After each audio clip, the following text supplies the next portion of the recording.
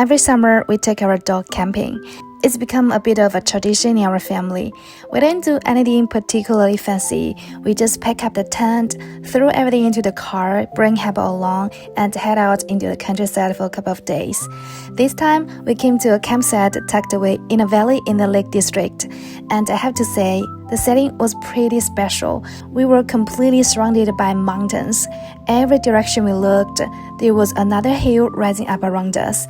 It actually made the whole place feel really cozy. You know the feeling when you are surrounded by mountains and somehow feel completely tucked away from the rest of the world?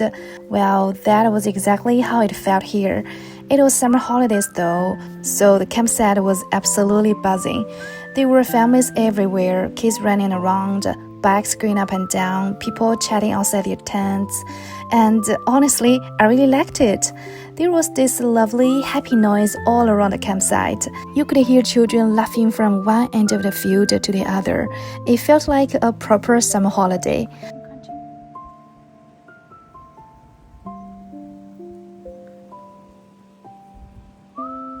Once we got tent up, we headed off to have a little look around.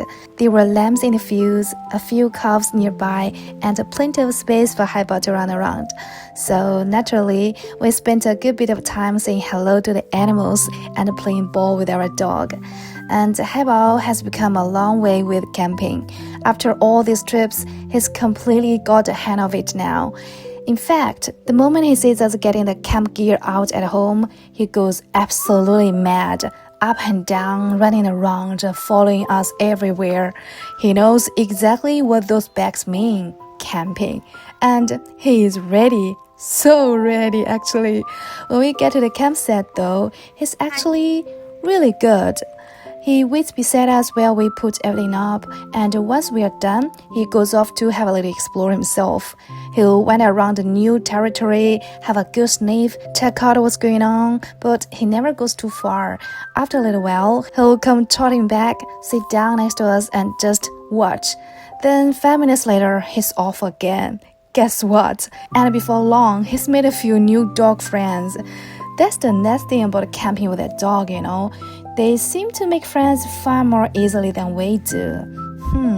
1 minute you are sitting outside your tent, and the next, your dog has already introduced himself to half the campsite. How did he do that? What a sociable dog. And honestly, seeing how settled he is now makes me so happy. A border collie really is a little creature of freedom. Give him a big field, some fresh air and somewhere new to explore, and he's in his element. I love watching him out here. The huge, goofy smile, the ears flying back when he runs, the way he stops every now and then just to take a massive breath of fresh air. That's probably one of my favorite things about camping. You get to see your dog being completely, unapologetically himself. As evening came, we lit a campfire, and this is the bit I always look forward to. The light started to fade behind the mountains, and the fire became the brightest thing around us. The flames were jumping about in the dusk, and every now and then, a little spark would fly up into the air. Nobody is in a rush to go anywhere. You just sit there, talk, listen to the fire crackling, watch the sky getting darker, and that little sound of the wood popping and snapping. I don't know what it is really, but it's ridiculously soothing.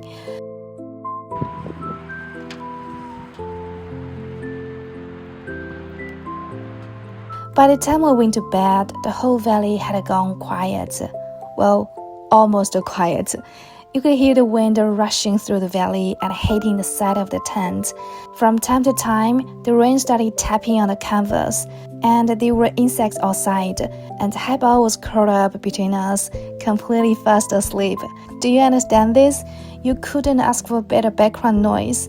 No traffic, no neighbors arguing through the walls, no phone notifications, just wind, rain, insects, birds, and a very happy dog snoring beside you. That is probably the best sleep I've ever had in a while. And then the next morning, we got off the tent and looked up. Wow, guys, look at this. A sea of clouds sitting on top of the mountains. The peaks were wrapped in this thin layer of mist with just the higher ground sticking out above it. It looked completely different from the evening before. For a few minutes, we just stood there staring. No one said much. We were all a bit too busy taking it in. It was one of those mornings that wakes you up before you've even had your first coffee. And I think that explains why people keep coming back to camping. It's not really about sleeping in a tent. Let's be honest, tents can be cold, the ground can be hard, the weather can turn on you, and putting everything away at the end is a proper job. But you get something back. You get a couple of days where you are outside from morning till night. You hear the wind instead of traffic. So, my friend, if you haven't been camping for a while, maybe give it another go. You don't need the fanciest tent, you don't need a perfect forecast, and you definitely don't need to make it complicated. Just find somewhere with a bit of grass, a bit of sky, and probably a dog who's ready for an adventure. Get outside. Let wind mess up your hair, let kids make some noise, let dog run, sit by a fire. Just give yourself a couple of days in the middle of nowhere. I promise, it does you good.